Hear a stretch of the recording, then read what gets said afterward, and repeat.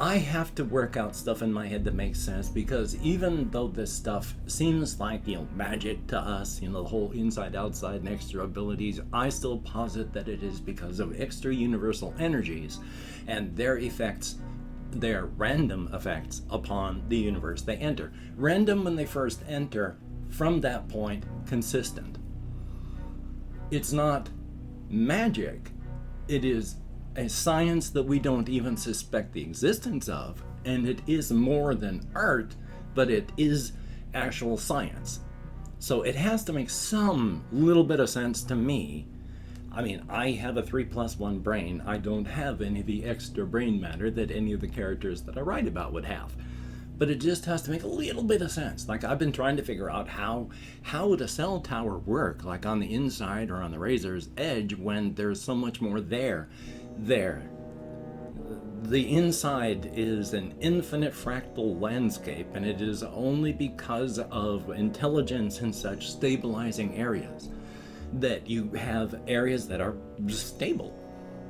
So in the Crimson Kingdom, that place is very stable because of the intelligence mass that's there. It stabilizes the area, and there's science to that too. How would you be able to carry a signal in areas where people aren't when it's an infinite fractal landscape? And on the razor's edge, because of the two conflicting energies and the static electrical charges that they build, because of all that, that's the problem of the infinite fractal landscape times 1,000. There's just so much more there. So, I figure, out here on the outside especially, we don't have as much available to us, so we have to do a lot more with a lot less. And the scientists and researchers in the Crimson Kingdom, through the ThruNet, they use and I can't remember what the words are, but they do the handshaking protocols, and there's translations that the ThruNet can speak to the Undernet, and they subscribe via online and via paper, journals and such, so that they can follow research on like quantum mechanics that are out here. On the inside, there's more. So they're able to do more because there's more. And so they have areas of research that they would never think to go down, because either it doesn't seem to go anywhere because everything else is already more, or there's just so much they just never think. And so when they got to our research and such on all the nuclear sciences and quantum mechanics, they were able to apply it, and they've been working on it.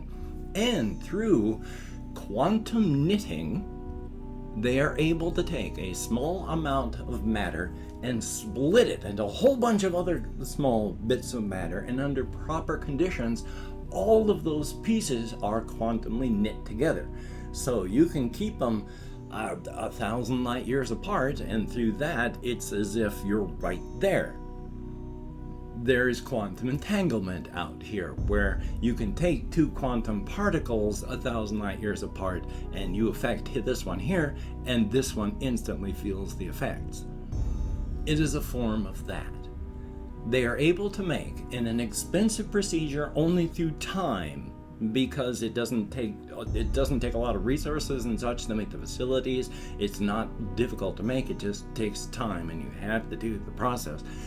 They're able to make these materials, put them inside of their boosters and repeaters, and they put these boosters and repeaters inside of areas where there's towns. And then, because it's the Crimson Kingdom, of course, and they have a lot of spare money, they purchase land and then give it to the place that they sold it from, but they lease it in perpetuity, they maintain it and upgrade it, and they put in the towers. They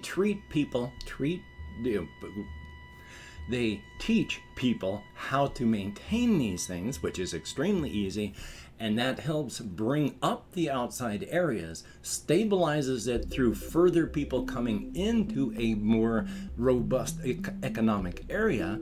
They maintain, build, and grow societies, and they get their network out there with instantaneous communications as long as you have a good signal.